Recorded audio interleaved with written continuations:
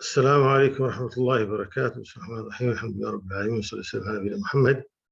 وبعد, the grandfather of Rasulullah died when the Prophet was 8 years old, and then he was taken care of by Abu Talib, his uncle, who is a brother of Rasulullah, father from both sides, mother and father.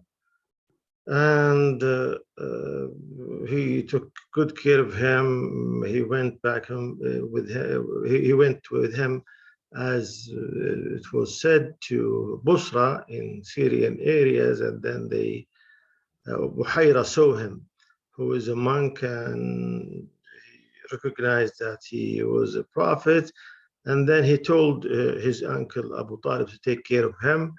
It says that he went back to Mecca with him and took care of him and protected him. But those was, after the care of Allah Azza wa Jal, who protected him and kept him away from the filth of the Jahiliyyah, the ignorance that preceded the Prophet in the world, until he became a man with good nobles, conducts, morals, truthfulness, away from any filth that would happen to noble men, to the extent that his people used to call him Al-Amin, the noble.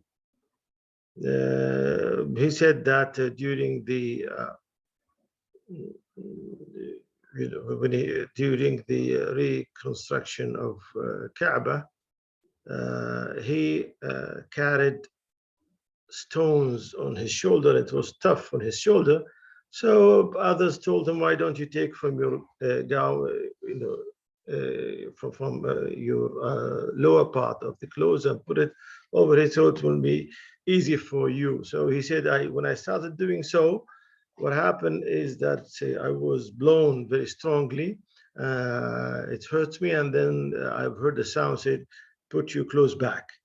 People, when they used to raise it, it's used to show their private parts. So this is something that have happened related by Rasulullah sallallahu alaihi wasallam. Also, during that time, Harb al-Fujjar, which is the war of the obscenes, happened during the time of Rasulullah sallallahu alaihi wasallam. And he was a young man. He used to say that it was amongst the people around the area of Mecca. And he sallallahu alaihi wasallam says, "Kuntu anbulu a'mami." I used to protect my ankles and shield them when people, throw arrows upon them. When he was 25 years old, he married Khadija bint Khuwaylid radiallahu anha. She was a businesswoman, honorable woman. She used to hire businessmen, to take her merchandise back and forth from Syria. And she have heard about Rasulullah sallam, his truthfulness and honesty and nobleness. She sent to him, and she offered to take her money to and provision to Sham, Syria, for a profit that she used to give to businessmen, with a servant for her called Maysara. Maysara went with Rasulullah sallam. One time they were under one tree. A monk also came, and he asked Maysara, who is this man? He said, a man from Quraysh. He said, no one was under this tree except a prophet.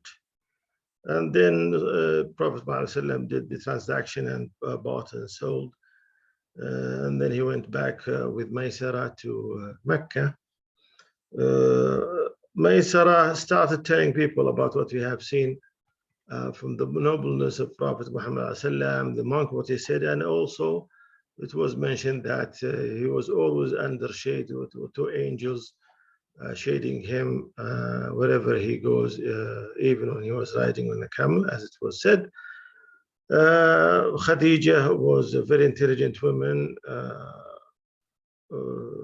and with the nobleness that Allah Azza wa Jal wanted for her. When she was told about this by Maysara, she went to Rasulullah and she said, cousin, I would like to have you marry me because of your nobleness and and also your position in your people. And she was one of the most noble women. Everybody wanted to marry her. She was a businesswoman. She was rich.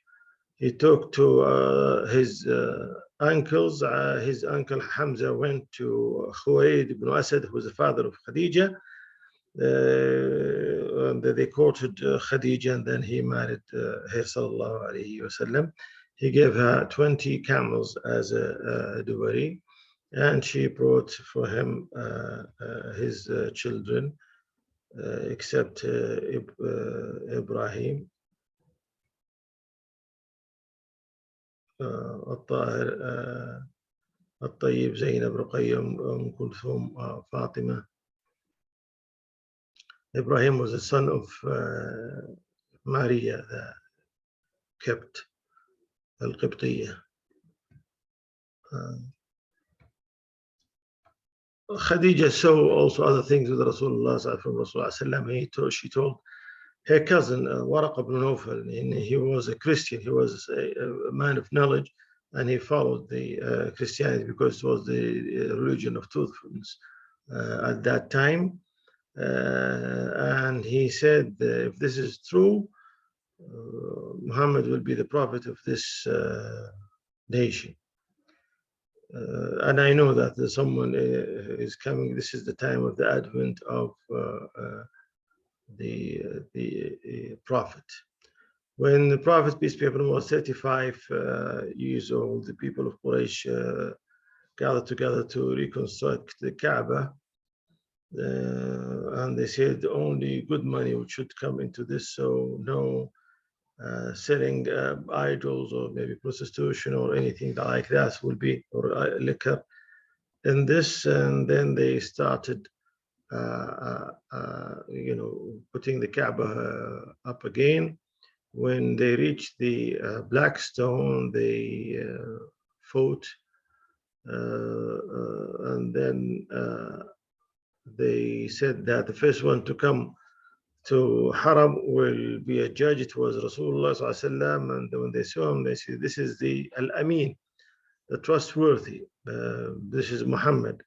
They told him. He said, "Bring me a thobe, a garment," and then he put the black stone on it, and then with his noble hand, and then every tribe raised, 4 tribes or sub-tribes raised the garments towards the position of the black stone, and then it was put together by Rasulullah sallam, and that was the end of that problem. To be continued. Wa sallallahu ala nabiyyina Muhammad wa ala alihi wa sahbihi wa sallam.